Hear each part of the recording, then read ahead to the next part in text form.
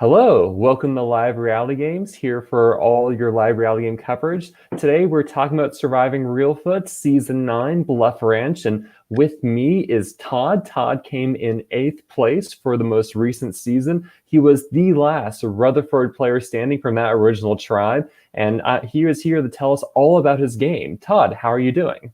I'm doing good, Stephen. I really appreciate you having me. Well, I'm really excited to hear from you. You were, in my opinion, just from seeing the streams, at the point of your tribe the entire game, running your show. And unfortunately, you just came up against this red Carlton wall that wouldn't break for you. Yeah, when I first, when we made it to the swap, there was four Rutherfords, three Carltons, and I'm sure we'll get to the whole Frank vote, eventually. But when all that was happening, I was definitely looking to try to make something happen, between the two that we can move forward as a unified group. But it just didn't work out that way. I've said from the beginning, that when I came to the game, I was, I wasn't going to be one of these people that just, played a passive game. I mean, I came there to play. There's always two types of people, in my opinion. There's those that play to win, and then there's those that are playing just to not lose any sooner than they have to. And I definitely showed up playing to, intending, playing to win. You only win if you take chances. And that was pretty much my mindset going in. Well, I'm pretty sure no one's ever going to accuse you of playing a passive game. I think you were dubbed the Todd Father for Yeah, that tight reign you had over that Rutherford tribe. And and so, I've been given a lot of nicknames in my life. Most of them were probably pretty derogatory, but I have to say that is the single coolest nickname that I've ever given. So yeah, I'm gonna get all the mileage I can out of that one. so I'd like to backtrack a bit. Tell me, how did you come to learn about Surviving Reelfoot? I basically just stumbled across it. I was, there were a couple of survivor related Facebook pages that I did follow, and it would always, those types of pages always turn out to people, just trying to armchair quarterback, the latest, episode that they see. And then, on Facebook, it'll show, we suggest that you look at this page. And I saw this one. It was actually for Surviving Lone Star. Hmm. So I looked at that, and then I kind of just puddle hopped for a couple of pages and came across Reelfoot, and I said, man, this seems like it's the real deal. So I did did a little research on it, and I said, this seems like it would be a pretty awesome thing to try. So I went through the process, and of course I was contacted by the three amigos there in Reelfoot, Amos, Pete, and Parker, and it just kind of went from there. That we went through the interview process. Um, I guess they took enough of a liking to me to where they decided to give me a shot. So I was extremely thankful for it. So it sounds like you're a pretty big fan of Survivor. If you're if you're looking through forums and reading people's responses to the episodes at that point.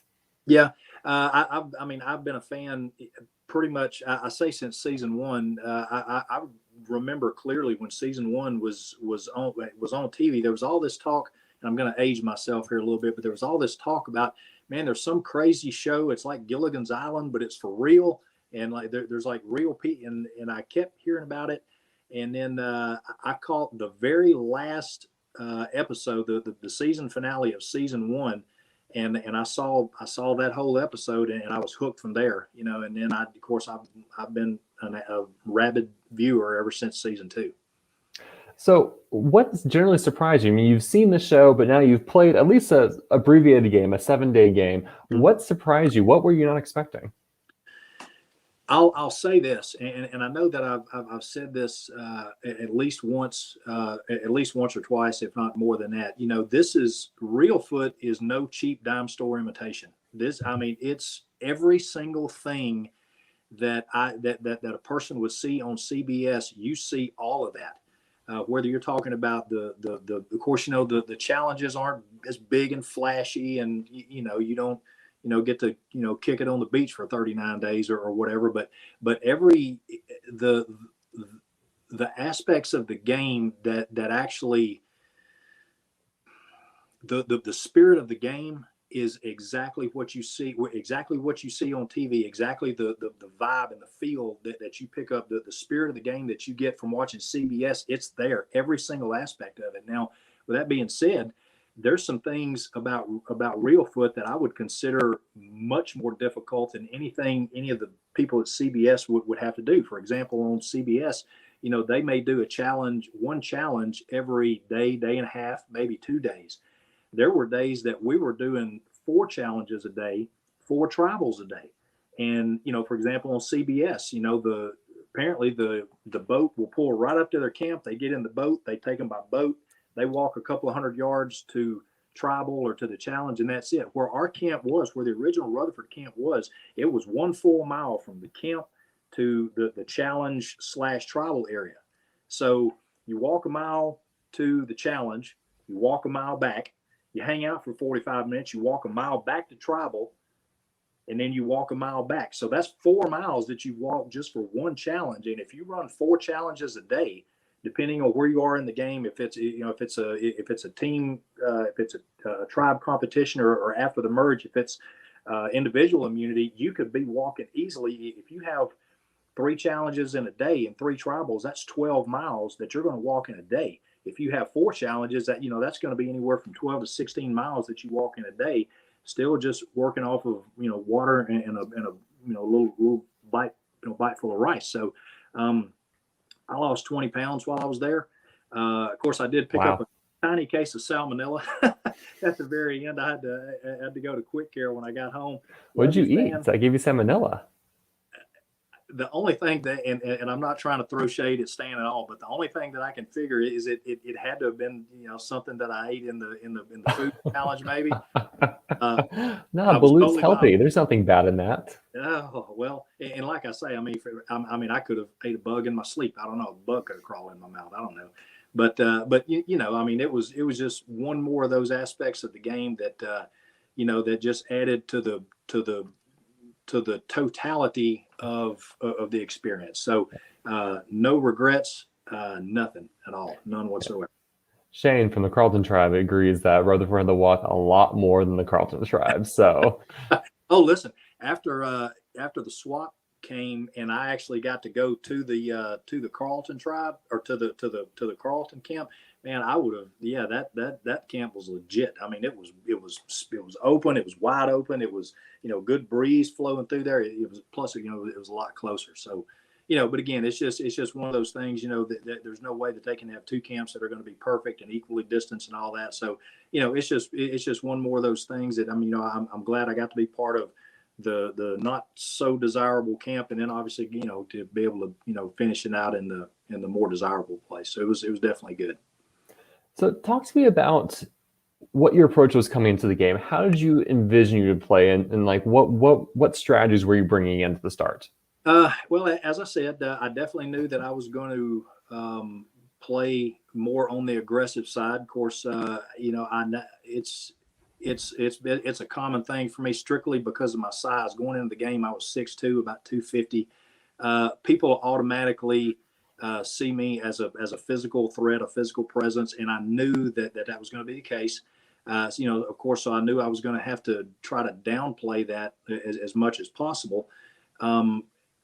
Whenever when we first walk in and we're having that initial meet and greet with people, I'm very much a people person. I mean I'm one of those kind of people. I mean, I can walk up to a stop sign and just start talking to it if I thought it would talk back to me. I mean, I never meet a stranger. So from the beginning, from when we first walked in, I mean, I was doing what literally comes natural to me. I was getting to know people, talking to the other people who were there, getting to know people, getting to know their stories. I'm trying to break down that initial barrier of, holy cow, who's this big huge guy, and all this other thing, and all that type of thing. So I feel like I was able to pretty successfully do that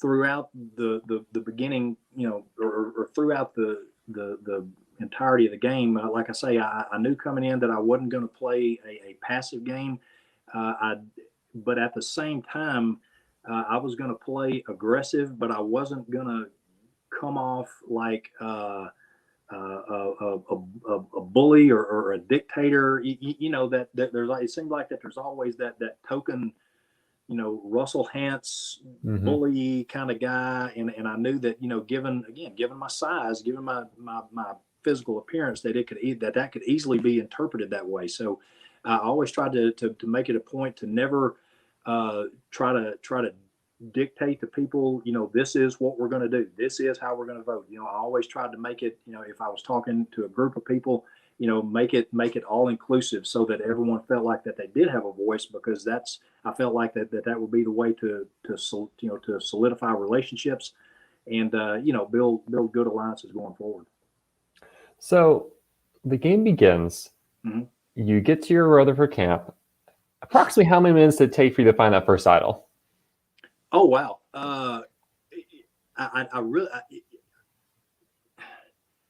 I'm told that it was less than 40 minutes. I picked up on something on a thing that Pete Parker and Amos were doing, and apparently that's like the quickest one's ever been found. I'd walked back up the trail with Tony. I was going to do a confessional, and from the moment I walked into the lodge, when I first got there, I was looking. I was looking along the road. I was looking in the grass. I've got my stuff. I hadn't even gotten there yet, and I'm looking already. And the reason one of my thoughts on that is I'd read this obscure article a year and a half ago with the guy from CBS who actually builds the challenges. He's like the head challenge builder guy. And he said that in any given challenge, any given tribal, any given gathering with CBS, he said there's some kind of advantage somewhere in every single thing that you see. There's always something hidden there. So I sort of had that in my mind that, okay, I need to be looking from the moment I pull in that gate. I need to be looking. And when it got to the point that I was going to do that very first confessional, Tony and I were walking back up the trail away from camp. And there was a tree sitting there, and there wasn't anything in particular that drew my attention to it. But down at the very bottom of the tree, it'll have those little indents where leaves pile up. And it was literally, I didn't even have to really reach for it. I just reached over with my foot and scruffed the leaves out of the way, and it fell out. And I was like, holy cow. And I hear Tony behind me, wait, don't pick it up yet. And he's like trying to get his phone ready so he can video the whole thing. And so, yeah, that happened pretty quickly. My intention after that was to take the idol, and, we had those purple bags that we had our stuff in. Mm-hmm. And I said, okay, of course, at that point I was wearing flimsy gym shorts. So the only place I had to stick it was in my underwear. And my intention was going to be to put it in that purple bag the first chance I got. Well, the very first drop out of the bucket, we had to build that SOS challenge. And somebody said, let's empty out our purple bags and use those for the purple rain. I carried that 2 days. Scratching. I slept with it. I walked with it. That thing was scratching around. It was definitely not the most comfortable thing. But finally, we got that challenge out of the way. I got our purple bag back.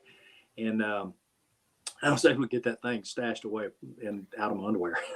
I was pretty jealous because in season 7, first of all, it took me a clue and a day and a half to find where the heck the idol was hidden. And our idol was like this big circular fox. I'm just like, that doesn't fit in my pocket.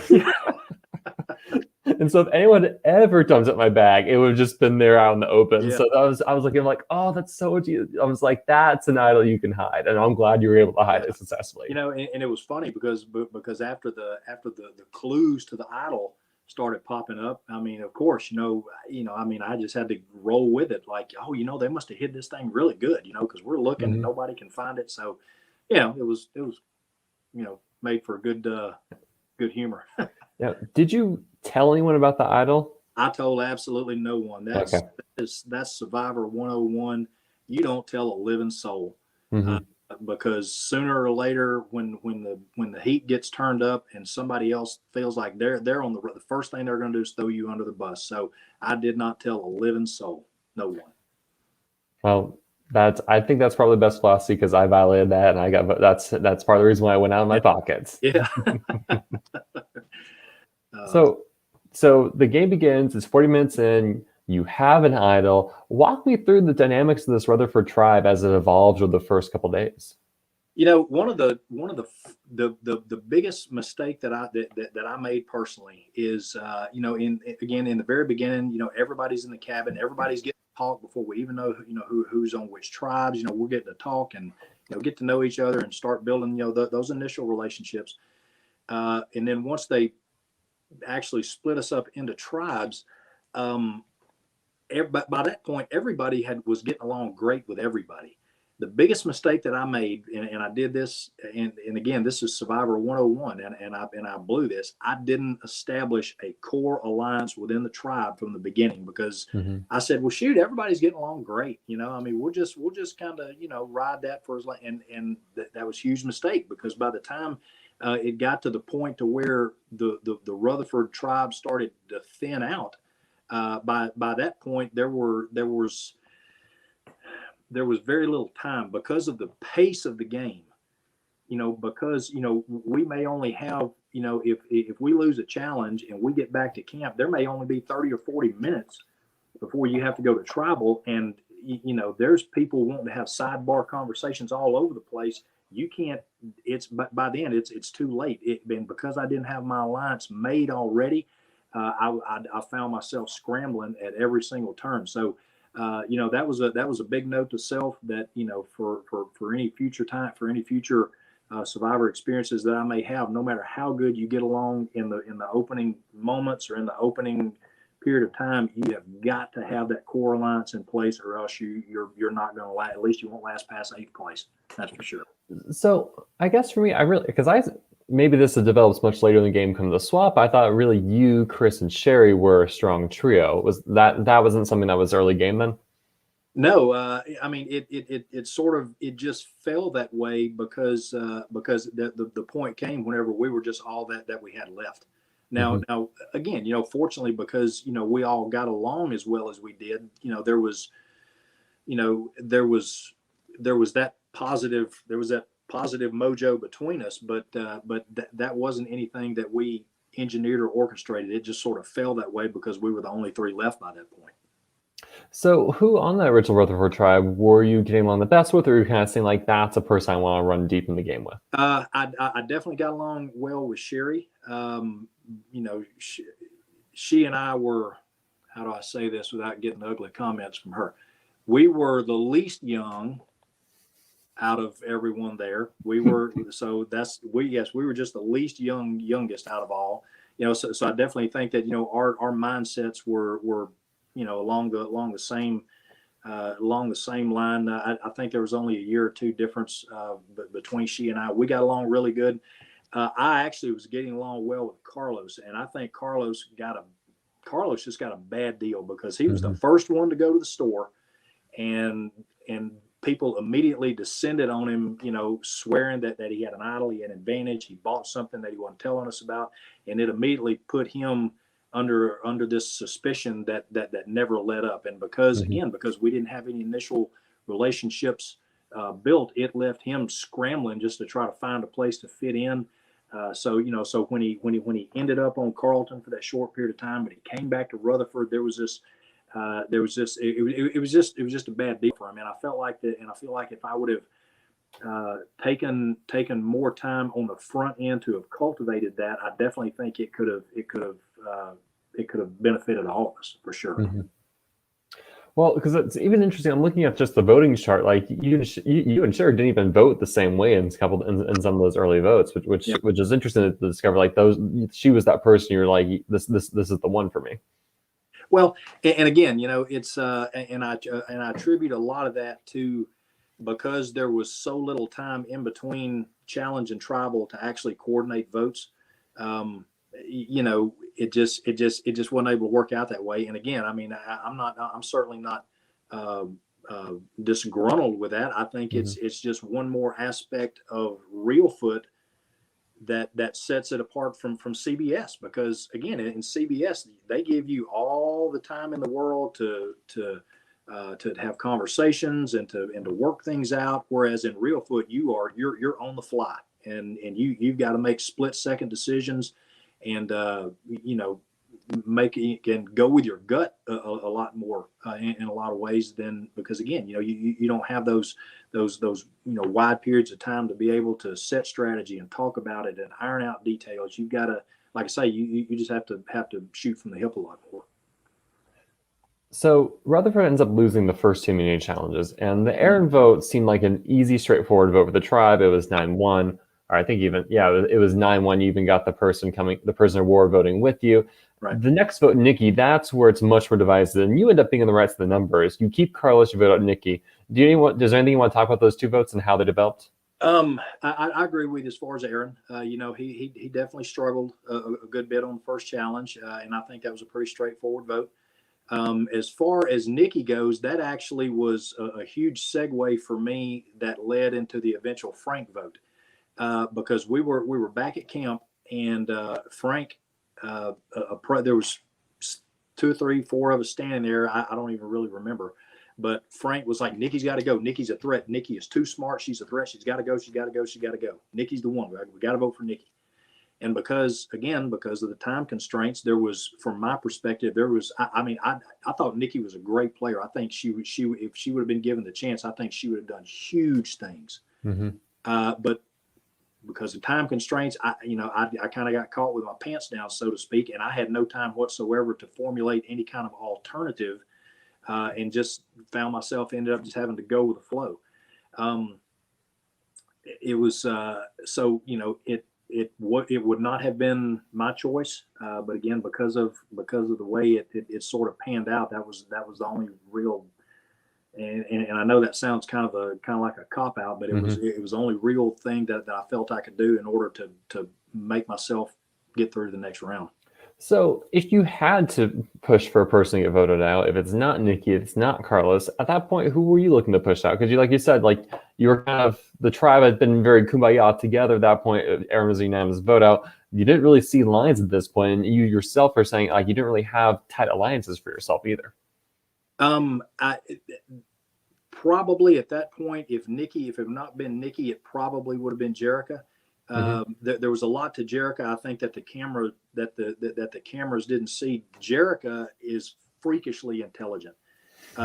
She would talk about observations that, things that she would see, things that none of the rest of us had ever picked up on, observations that she would make. She would be talking about things, from statistical things from other seasons, just things that quite frankly just scare the living daylights out of me, because as the memory challenge will show you that I flubbed on the very first round, my memory is not good. So whenever I find myself going up against somebody of that caliber, with those types of things, it scared me. And if it wouldn't have been Nikki, then it probably would have been Jerica at that point. And because I found that fascinating, because if just looking at the voting history, it seemed like you and Jericho were somewhat aligned, right? Because you both voted for Nikki together, but then things changed, and the next round it's a heads up of you versus Jerica. Can you walk me through how this war evolved between the two of you?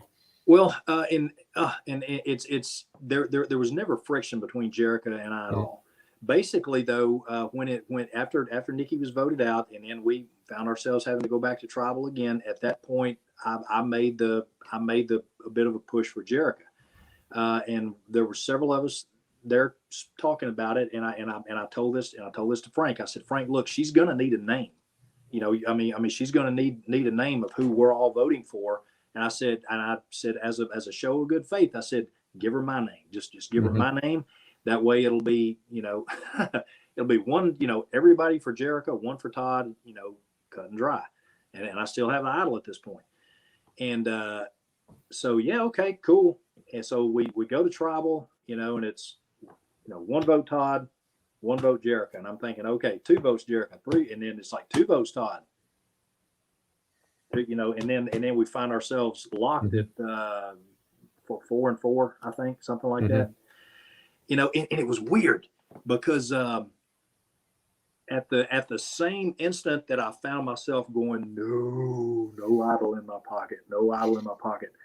At the same time, I remember specifically getting this big goofy grin on my face, even as I was looking at possibly fixing to go home, I remember thinking, man, this is one of those things that you've seen it play out season after season. And I said, and I'm living in it. And I remember thinking, yeah, it sucks if I go home, but how cool is this? Because you're actually getting to live out something that you've actually seen. And that was just, and of course, I'm super glad that I didn't get voted out. But again, for me personally, that was one more aspect that just made Reelfoot an even more accurate representation of what you see on TV, because those things aren't just manipulated by the producers at CBS. Those things actually happen, and I was getting to live it out, and now, of course, now that it's over, that's one of those things, that I'll look back on, and I'll never forget that time when I was almost blindsided and sent home with an idol in my pocket. So what went wrong? Because it ends up Carlos, Skylar, Jerica, and the prisoner of war that round, who was Amanda, all cast their votes for you. And so you really didn't see three of those coming your way. Right. Yeah. And quite honestly, I mean, I don't get too deep in the weeds over it. As far as I'm concerned, the people who voted for me, they were playing the game. They showed up and they were playing the game. They were trying to make a big move. And I think that's awesome. Mm-hmm. The reason it ended up swinging back my way is because when they got ready for the revote, they sent Amanda back to her camp. Mm-hmm. And that was the saving grace. The original four who voted for Jerica stayed voting for Jerica. The three remaining who voted for me again, and I squeaked through by the skin of my teeth. Yeah, Carlos even flipped and voted for Jerica the second time, so it ended up being a 4-1 revote, right? It's just no contest. I honestly don't even remember. There's so much of that's just such a huge blur. By then I was I obviously eat a lot, and by then, the rice will only take you so far. And it's funny because, we all got to the point to where we couldn't remember. I mean, you would be looking dead at somebody and you would call them by the wrong name. You couldn't remember their name. You couldn't remember what you had just talked about. But again, one more bit of realism. Mm-hmm. So after the Jerica vote, did you think there was a swap coming? You're just like, it's probably happening. Like what? Like how good of a chance do you think there was a swap happening at the end of that night or next day? I definitely felt that there was something coming. Because that's one of the things that again, that's always been talked about is to since it's an abbreviated game, to that Pete Parker and Amos still want to inject every possible aspect of what you see on TV, inject it into what we're doing here so that you can come away with the fullest possible experience. That's why, for the first day and a half, there were no immunity challenges. They were all reward challenges. I think that's awesome. Mm-hmm. That gave every single person a chance to actually play and not get, get sent home, show up and now you're voted out 2 hours later. Mm-hmm. So, again, it's just one of those things that just allowed for a more realistic game and a more realistic and long-lasting Survivor experience. So the swap gods look favorably upon you, and you end up on the new Carlson. You end up on Carlson 2.0, the better tribe camp, right? And you have a majority. You have a majority Rutherford. Talk me through your thoughts on this tribe and just what your plan of attack was going from there. I've gotten so many comments questioning the Frank vote. One of the things that people didn't see a lot on the camera is whenever we first formed up and the original Rutherford, Frank worked extremely hard around camp. Man, he was a fire wizard. He was constantly working. He had great ideas about where to put the tarps and how to hang the tarp. I mean, he was great. And because in a given situation, if you have someone who is exhibiting leadership styles or a certain style of leadership, people are going to be naturally drawn to him, and people were becoming naturally drawn to Frank. I had decided already that I was not going to put myself in that position because I was going to be viewed enough as a threat because of my size. I didn't want to be viewed as the big boat up guy who's the beast, the challenge beast guy who's also trying to be in charge. That was one target that I could definitely deflect. So I let Frank have it. But what people probably didn't see a lot of is that Frank was really starting to take that seriously. And around camp, it was getting to where he was starting to dictate to people, you do this, I want you to do that, you go over there and do this and that. So that was really, really starting to be of notice to me. At one point, this was leading up to the kayak challenge, I believe. Frank had suggested that we intentionally throw that challenge and vote Carlos out, I believe. And I told him, I said, Frank, nothing good ever comes from throwing a challenge. That is a bad idea, and just it's not going to happen. So on a side note, I think Frank actually threw it on purpose anyway, because I was right behind him kayaking. When we got out there, the next numbered piece of wooden block was floating about 20 yards away, and Frank had just come through there. So yeah, Frank, love you to death, but yeah, you definitely threw that block out of there. So, but anyway, we ended up losing the challenge, and so we now have to go to tribal. As I've said before, I didn't come here just have a passive game. You come here. I came playing to win. You play to win by making things happen, by proving yourself that you are worthy of being the sole survivor. So at that point, it was 4 Rutherfords, 3 Carltons with Ronnie, Taylor, and Amanda. At one point, right after that, Frank, I guess, had went to the Carlton members, and he took it upon himself to offer to throw another challenge. And then after making that deal on his own, then he came to the rest of us and said, yeah, I already made a deal that we're going to throw this next challenge. So, I'm like, okay, you're starting to dictate things around camp. You took it on yourself to make a deal for the entire tribe without consulting anybody else. So I talked to the other Rutherfords, and I proposed voting Frank out.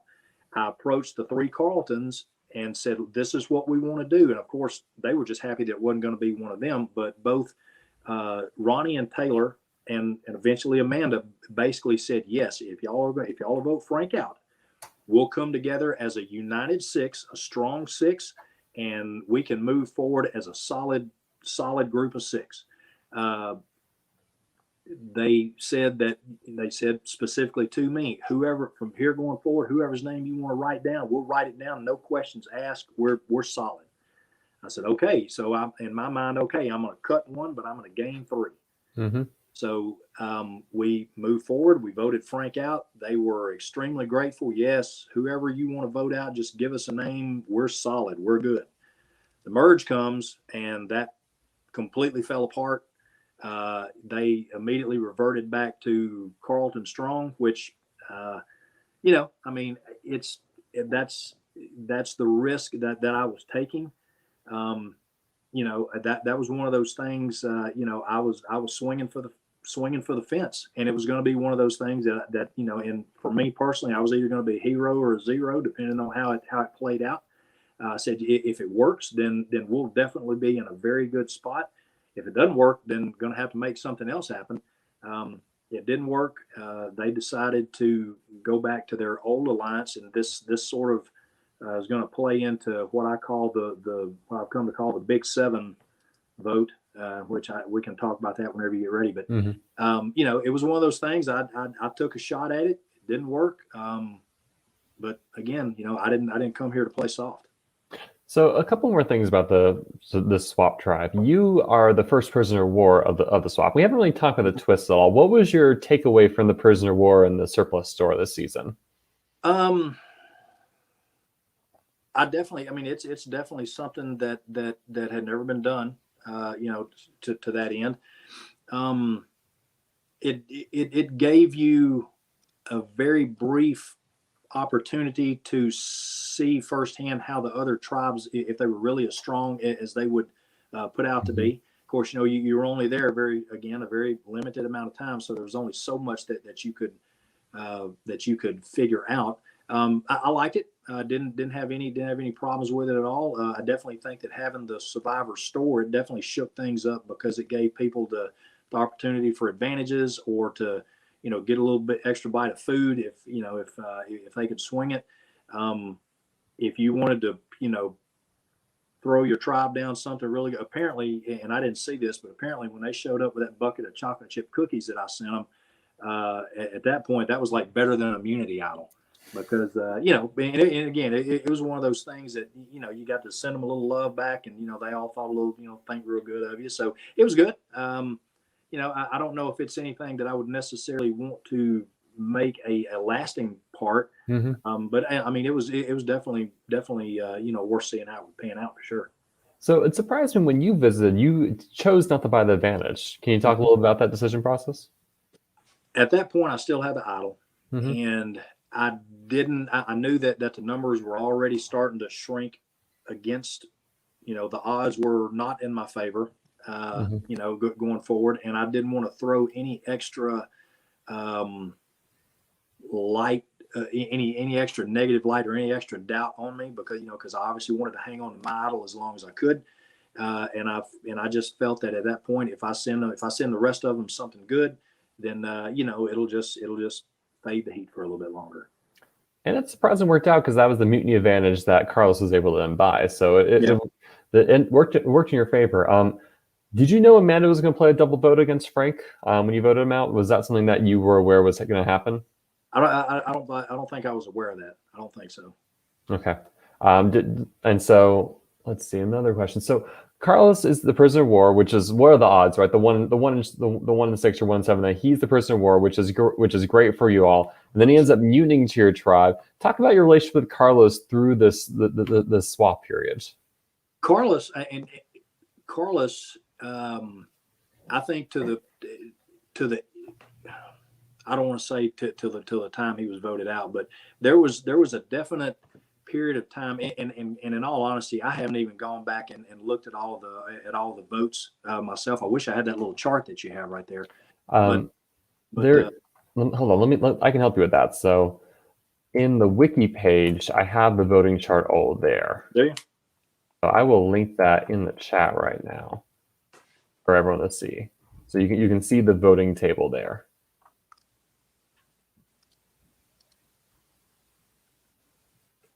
Yeah, but so the Frank vote, everyone votes for Frank except Carlos votes for Chris and Frank votes for Ronnie. So they were. I'm still a little confused of how. I'll need to talk to Carlos to talk him through how he ended up in that direction. And Amanda cast her double vote on Frank, probably just as insurance. I think Carlos, by the time he had got, and I'm purely speculating here. I would imagine that by that point, Carlos, because he had been catching so much heat from the beginning, and because he couldn't get anybody to believe him, his thought process were probably about as skewed as they could possibly be, and because he was, again, strictly in my opinion, because he felt like he was fighting for his life from one vote to the next, he was going to grab any lifeline that he could to keep him into the next round, and if it meant voting over here this time, or okay, that worked. Now I need to vote over there for the next time. I think he was probably just scrambling, just trying to find something. And again, because of time constraints, there was never any time for any type of lasting alliance or lasting relationship to be formed. And like I say, I think if anybody else would have gone to that first store, I think it would have been a whole different game for Carlos. So by the time we get to the end of this swap period, are you, Sherry and Chris, really feeling like you're a tight alliance at 3? Or is that like really something that happens in the merge and like, oh shoot, it's all them versus us? I think it was all them versus us. Okay. And I don't think that's any one of our individual faults. I think that there were probably others who were like me that just said, "Oh, we're a good group. There's no need to, try to get an alliance within the tribe because we're all tight. We're solid. We're going to be good." And and that was, of course, just speaking entirely for myself, that was extremely short-sighted, and that was my biggest mistake of the whole thing. So you make it through the swap. You're at the merge. There's 10 players in the game, and really the final twist of the season is the missing in action. That there is 2 players coming back in the game, and of the players, which 2 did you want to see come back in the game? I definitely wanted to see Lydia back. Really? Lydia, okay. If there was anybody who had gotten more of a bad shake from the very beginning than Carlos, it was Lydia. I was so proud of her. It really stoked me out that she got voted the fan favorite of the season. She never gave up. She didn't give up, cave in, or quit. She fought back, tooth and nail, and didn't give up. There was a lot of things in the beginning. I didn't have a lot of information on Justin because we had never been in the same camp together, and I actually was able to get a lot of information about him from Justin, or from Mike, about some things that he did on the front end in order to set himself up to be successful in the game.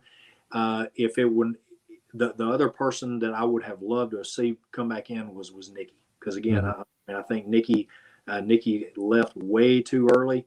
If I would have had to narrow it down to only two, I would say Lydia and Nikki for sure. You got half your wish. Lydia comes back in, and Justin kind of walks through the revolving door back into the game right after being idled out. Yeah. So there's 12 of you at the merge. Like, it's kind of still an unfortunate way things kind of worked out, right? Because you had so many Rutherford players who were in the missing in action camp, and yet you didn't get any of them come back to the game. So Rutherford merges with just 4 players versus 8 Carleton players. Yep. So you see this happening. What are you doing? At this point, I'm still hoping that at this point there's going to be someone within the Carleton tribe who realizes that, okay, it's time to start making big moves. It's time to start, break away from voting along tribal lines, and let's start setting up some voting blocks. I'm thinking surely there's going to be some Carleton people who sees the threat of Justin and Shane. And so surely, there's going to be some people who are ready to start making some big moves to form the game more along their particular lines than just falling in line and playing the game of playing somebody else's games. I'm thinking surely there's people that are going to be here. And this was a big crux of my speech to the Big Seven. But, there was just, I'm thinking, okay, surely there's going to be somebody in here who's ready to jump ship, shake things up a little bit, and change the direction from just this basic tribal lines, but and that was my thought at that point. So who was in this Big Seven again? Okay, I'm gonna try to remember this. Myself, Mike, Taylor. Man, I'm having a total blank. So you, Mike, Taylor, Chris, and Sherry, right? Yeah, Chris and Sherry. Probably Lydia. And Lydia, yes. And then so we're just missing one other player. Is Carlos in this? Yes, Carlos. Okay. I may still be having rice and water memory, but basically there were bits and pieces. There were the remaining Rutherford members. Mm-hmm. There were the members of the 3 that had promised me, when we voted Frank out, that yes, just give us a name and we'll vote for him. So but that 3, Taylor's the only one who's in that Big Seven, which is interesting. Yeah. And then there was Lydia, who had been, kind of, she felt like a complete outcast. So I had all these different people who, for whatever reason, were either disgruntled, unsatisfied, or had, pledged some level of willingness to work. And I got them all together. And of course, we're running on the ever-present time constraint. And so I just rallied them all up in one place together, and I did this right in front of the remaining Carleton people, because I wanted them to see it. I wanted them to be scared. Mm-hmm. And I basically laid it out that, look, this is our time. This is our time to change this game, to make something happen. And I mean, I was giving it my best, I don't know what you call motivational speech or it's, I'm the coach, it's halftime and we're down by 5 touchdowns, whatever. I was giving it everything I had just to say, look, don't just be somebody who shows up, plays a passive game, and then disappears, and then nobody ever remembers anything about the game you played. Mm-hmm. We came here, you, and I'm pointing to every single one, you came here to play your game. You didn't come here to play their game. And mm-hmm. I'm pointing to the other people that are still sitting over there going, trying to hear what we're saying.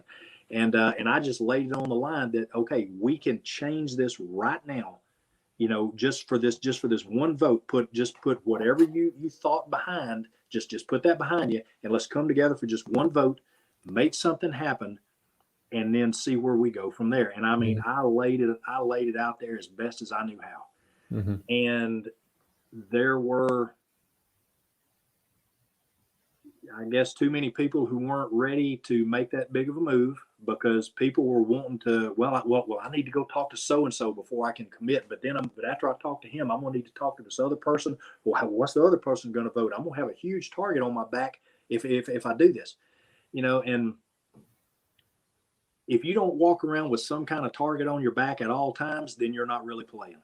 You're just you're playing, but you're playing it safe, and playing it safe is not going to win the game. Mm-hmm. So I laid it all out there.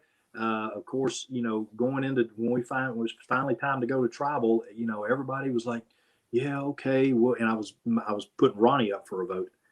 And okay, yeah, and I think in the end there was only 3 of us that actually stayed by the vote. Everybody else went strictly along tribal lines. And again, I swung for the fence. It didn't make it.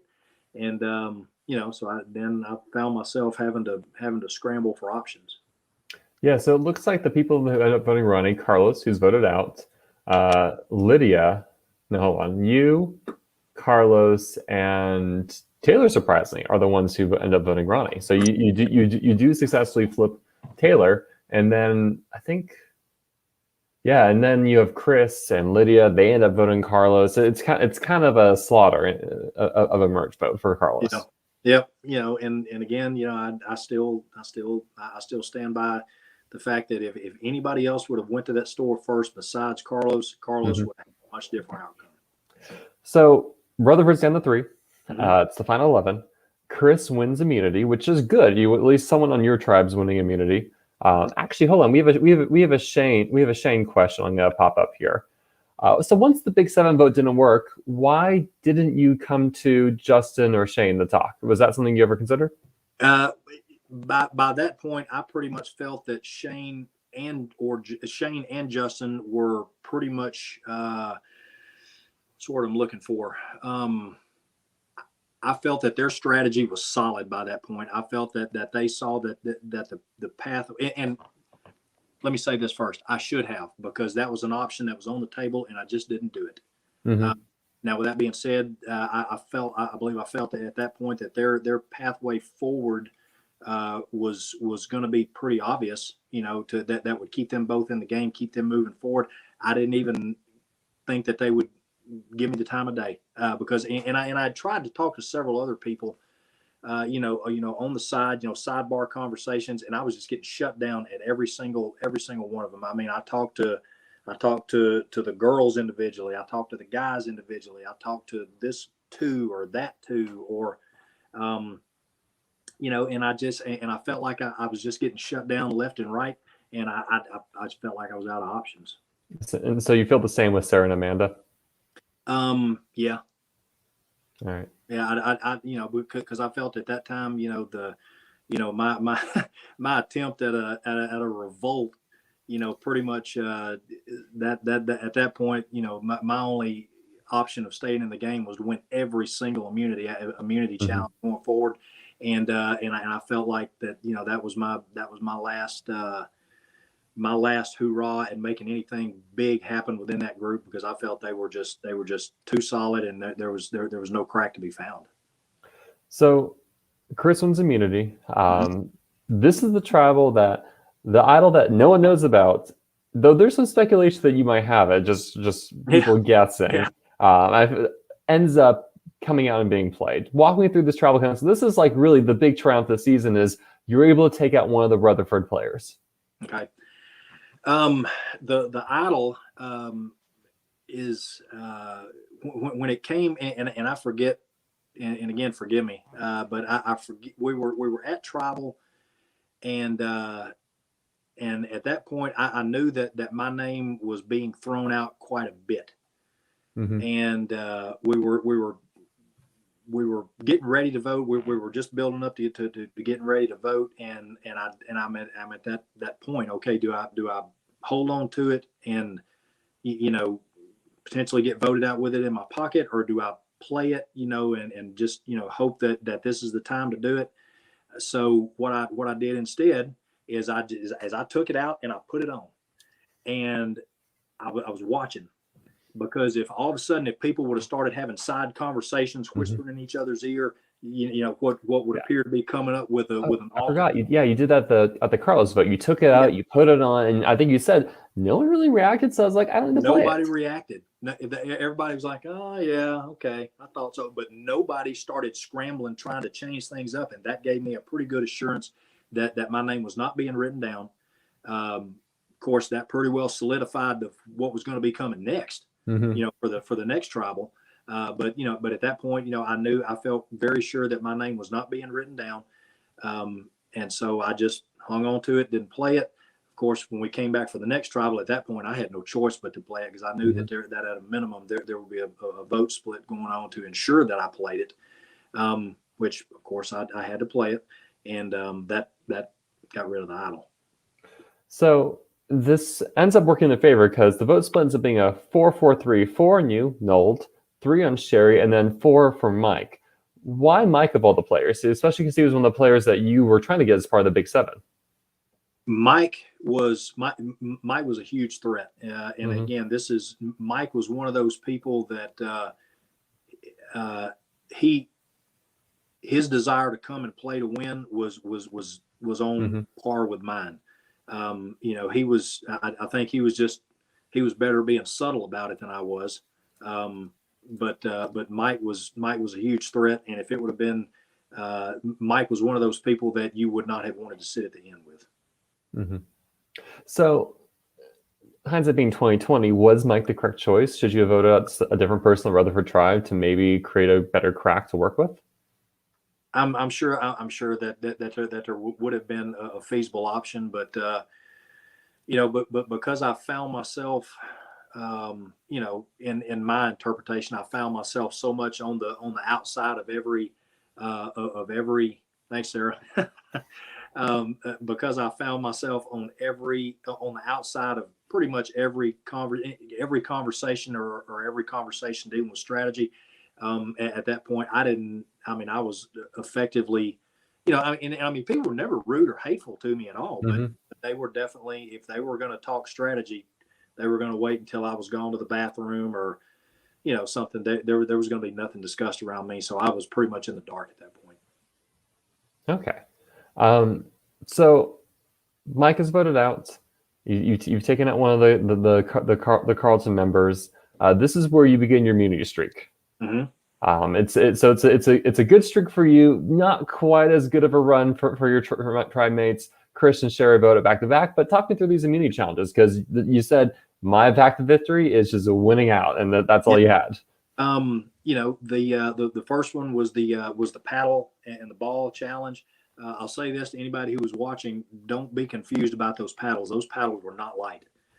They were solid wood. It wasn't just some little flimsy ping pong paddle. They were solid. People started dropping fairly, in which I felt I was going to do pretty well in that challenge. I do a lot of weight training, so I feel like I definitely felt like I would have a bit of an advantage. But it got down to I think it was me, Chris, and Ronnie. I think, and Ronnie was standing right here to my right. And I remember just looking at him, and my hand was already starting to pulse. My hand was cramping up, and I would look over at Ronnie, and Ronnie's, he's 5 or 6 years older than me, and he's just sitting there just solid as a rock, and I'm going, dadgummit, this guy works in an office, and he's fixing to kick my ass. And finally they said, okay, we're going to take it from here, and we're going to extend it on out straight. And as soon as they said that, I knew that just by changing the angle, and incorporating a new muscle group, that it would give me a bit of a fresh start in the challenge, and it did. It kept me in the mix, and I was able to hold out for the win. The next immunity challenge was the food challenge, and there's a bit of a backstory there. I was, Dr. Stan, who did all the cooking, is he's Filipino, and I was actually stationed in the Philippines for a year back in 88, 89. And so I knew all about what balut was. Now, I had never eaten any, but and even way before that challenge, I had said something to Dr. Stan. Oh yeah, I was there. I never could bring myself to eat balut, and so when it came time, okay, they said food challenge, and somebody asked Pete while we were waiting. They said, Pete, did you cook this? And Pete said, I didn't cook anything. And I looked at him and I said, what about Chef Stan? Was Chef Stan involved in this at all? And Pete just kind of gave me some goofy looking grin or something. And at that point, I said, okay, if Stan does the cooking, even though I'd never eaten balut before, for some reason it gave me some weird kind of voodoo crazy mental advantage. Just because if nothing else, I knew what that egg was going to look like, and there was going to be no shock factor there as to what it actually looked like. And and of course, again, you can tell by my size that I'm used to eating a lot, and I'm pretty hungry by this point. And I knew that whatever it was, they're not going to serve you anything that's unhealthy or not good for you. So they basically gave you 3 plates of protein. The chicken gizzards they were tough and dry, but again, it's protein, it's chicken. The balut egg, that was incredibly flavorful. Now, I'm not going to go out and buy a big bunch of it, but it actually tasted good if you could just get past the little duck embryo sitting on top. It tastes like just hard-boiled egg. At least that was the time I ate it, right? It tasted like an extremely flavorful hard-boiled egg, but again, it's got the little duck embryo. When you just ignore the crunching, you're just like, oh, it's eggshell, right? It's just eggshell. Well, I bit off the top half, and I didn't chew it at all. I just kind of gummed on it a little bit, and it just, thankfully, it was just enough moist to where I could just let it go right on down. And then the rest of it, it was just basically a hard-boiled egg. And then of course the pig tongue, that's just pork, So I just took small bites, took small quick bites, and got it on down.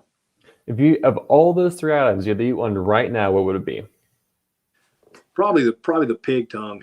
Really, because it looked horrific. I was like, what is that? It's so large.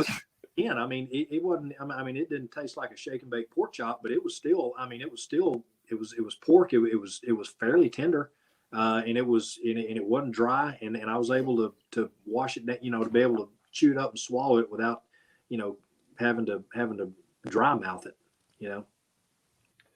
So you win these 2 immunities. Then comes the dreaded memory challenge, and that one, like you said, doesn't quite work for you that well.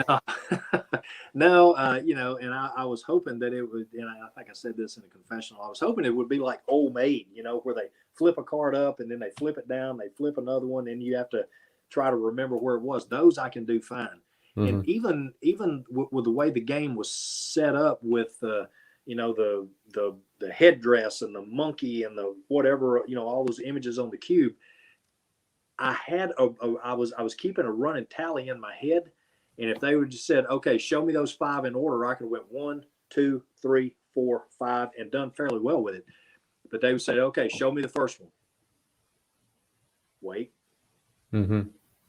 Show me the second one. And as soon as they, I knew that it was not going to go in my favor, and it didn't, so that pretty much, put me in a position to where I knew what was about to happen. So talk me through the strategy of the final round, because what ends up happening is you and Lydia vote Ronnie, and then ends up being a 3-3 split between the 2 of you, and then the Carlton majority just unanimously votes you out. Yeah. Right. So what was your strategy in this round? Who were you reaching out to? How are you trying to get things to flip in your favor? Honestly, when it got to that point, because I had ran into the brick walls that I had, because I knew that Carlton was as unified as they were, and because I'd already had people tell me straight to my face that they did not want to go to the end with me, I had pretty much embraced that it was my time, and I'm nothing if I'm not a realist. So I was keeping my eyes open. From the time we got back to camp, getting ready to go to what would be my last tribal council, I made no joke about it. I came in, I dropped my stuff, and I started looking for another idol. Mm-hmm. And I wasn't even trying to be cool about it. I just started looking. I stayed in the woods the entire time, looking in places that had already been looked in a dozen times, around camp, in the woods, down the bathroom trails, all the way back, all the way back to tribal. I was constantly looking, but because I felt very sure that, if anyone would have been open, they would have shown it in times past when I tried to talk to them, or if anybody had changed their mind and was still going to be looking to make something happen, they would have somebody would have caught my eye, gave me a little, or just slipped me a word on the side, said, "Hey, we're voting for so and so. If you want to get on board." I feel like something would have happened.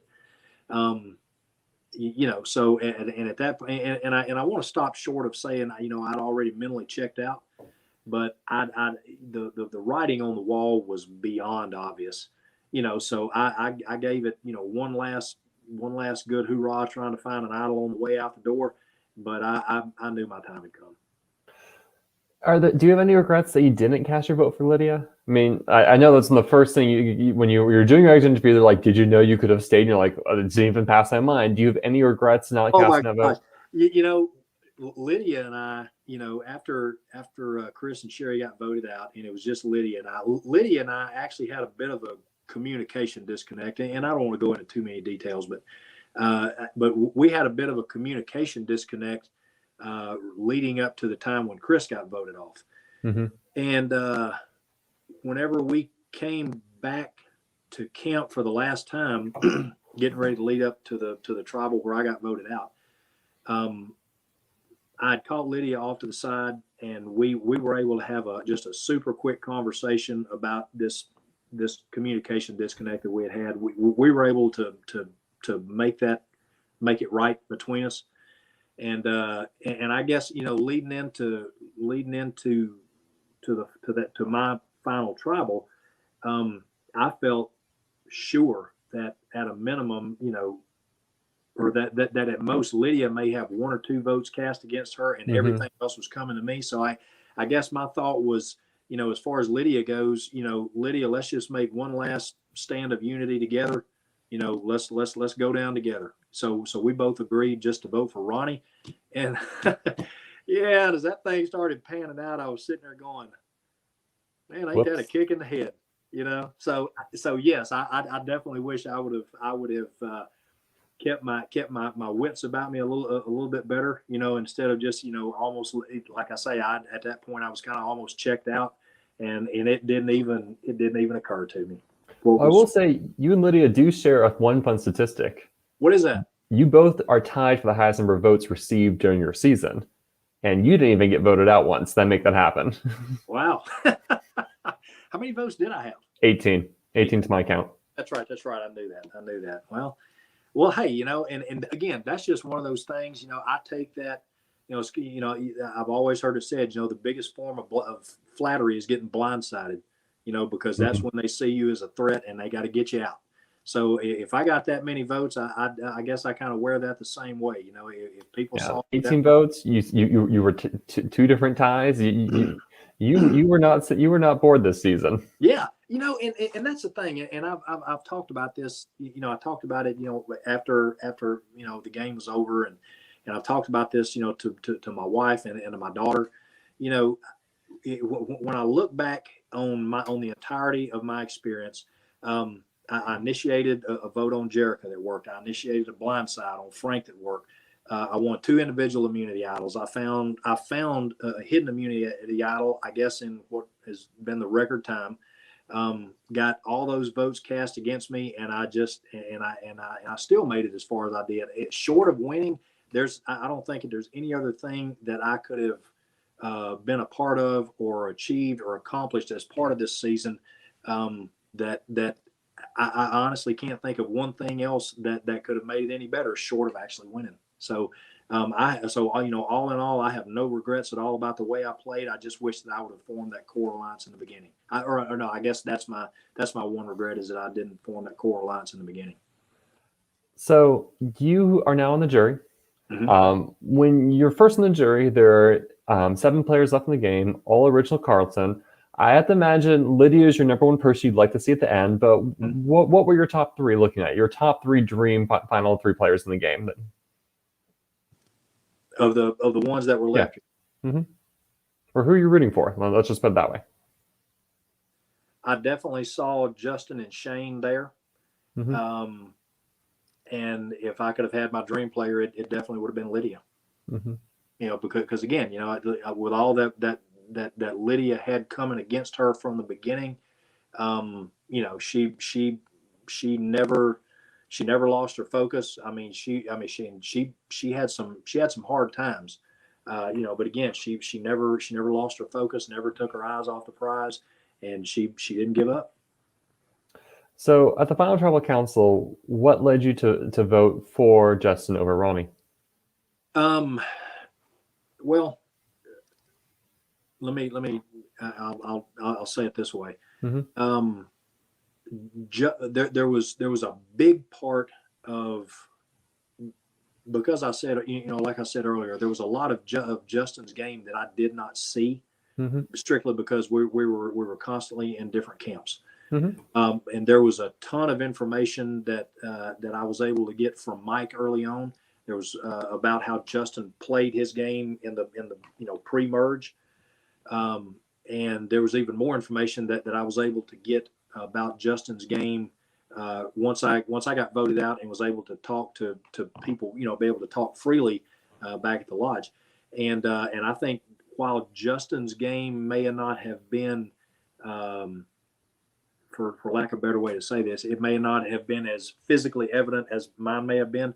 Justin's mental game, man, he was on a whole nother planet with his outwit game, because based off the things that were told to me, he was constantly making mental moves that were just off the chain. And I think if I would have been able to have done some of those things that he had done in the same way that he had, for example, it was explained to me about how what he did, about what he does in the civilian world as far as managing a team, managing personnel, picking out people's strengths and weaknesses, and how from the very beginning, one of the things apparently that he did was the whole tribe sat down and he said, okay, let's talk about who's what everybody's strengths and weaknesses are, and it allowed them to strategize a lot better, leading into a given challenge, as far as, okay, we're going to put this person here because they're strong here, we're going to put this person here because they're better at this person's better over here, this person is kind of weak, so that's going to be the one that we sit out. And so his outwit game was like I say, it was just off the chart, and I think that was a determining factor for him. I think Shane, Shane's social game was incredible. Shane's one of those guys that he's just so likable. But again, that's one of those people that, again, you don't want to sit at the end of that guy. Ronnie, I think that Ronnie had some physical struggles. He wasn't feeling very well for a big portion of the game, and certainly not his fault. But it got him to the point where he wasn't able to physically do much. We would come back and he would have to go rest under this tree thing, and I think a lot of people took exception to that. So now he was able to win immunities whenever he needed them to, and that was able to move him into the finals. But I think that in the end, it was too little, too late for him. So before we kind of wrap up just your experience thinking, I kind of want to throw a couple of rapid fire questions at you. Okay. So, and just throw the first thing that comes to your head. So what was your favorite challenge? The paddle thing, because I wanted it definitely played to a strength of mine, and it allowed me to actually achieve one of the things that I wanted, which was actually winning the individual immunity. What was your oh shoot, I had this in my head and I forgot it. What's the one player you wish you worked with but didn't?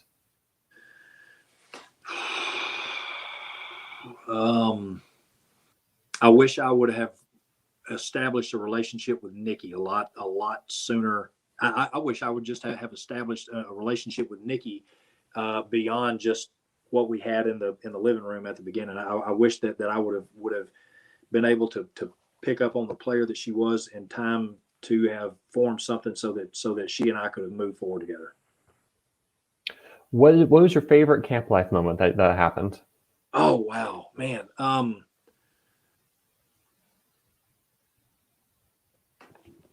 I think Chris having his ukulele and just having and it wasn't like he was like strumming particular songs, but he would just, you know, I'd read something somewhere that you know, that if you're ever in a isolated situation or something like that, just having something familiar from home will do wonders for your mental outlook.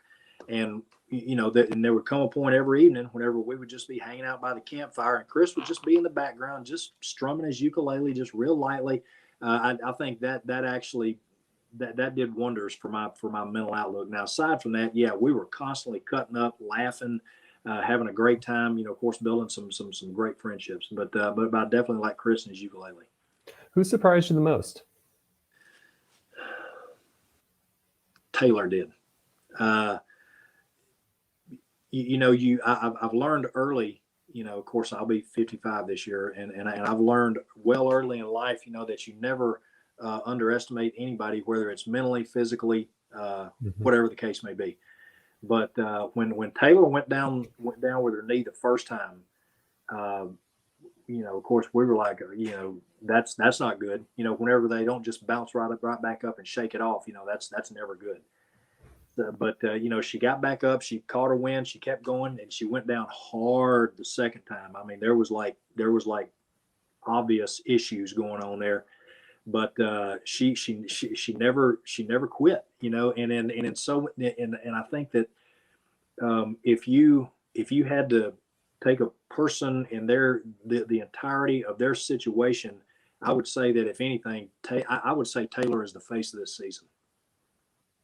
Because like I say, and I'm not going to put personal business out there, but I've asked her a couple times how how's the knee. You know, I'll hit her up on the side on Facebook, and you know, it wasn't just, you know, oh, it's a little stiff and all that. I mean, she was playing.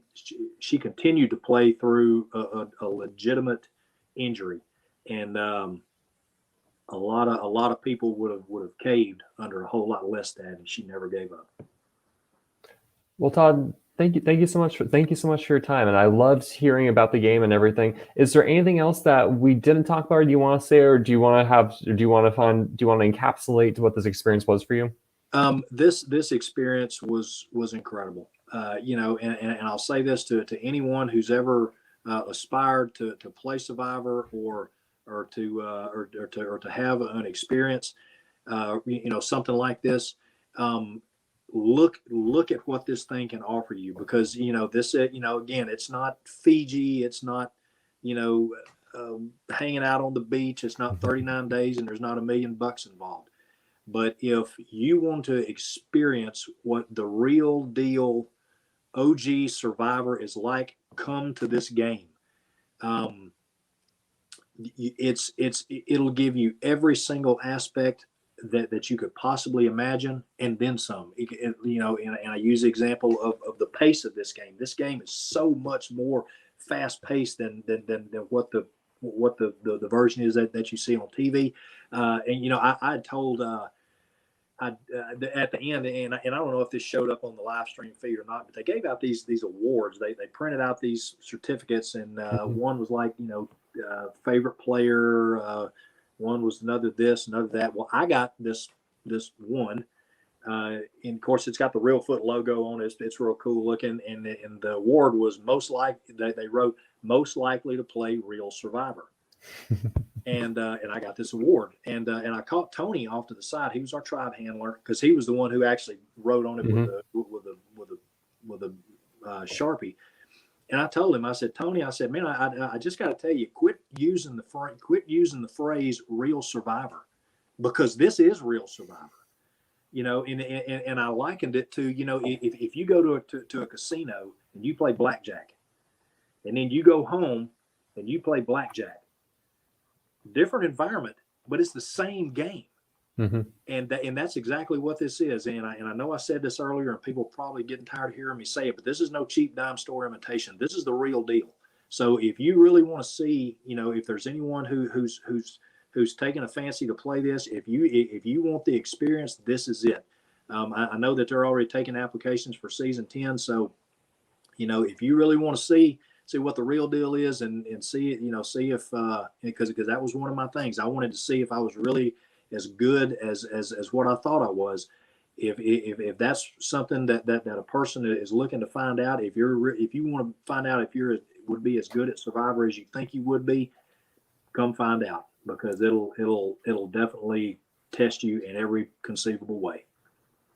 Well, Todd, again, thank you so much for your time, and thank you for letting us hear your story. For those of you who are listening, we have a lot more deep dive interviews coming up this week and next week. Tomorrow at 6:30 CST, we have Skylar.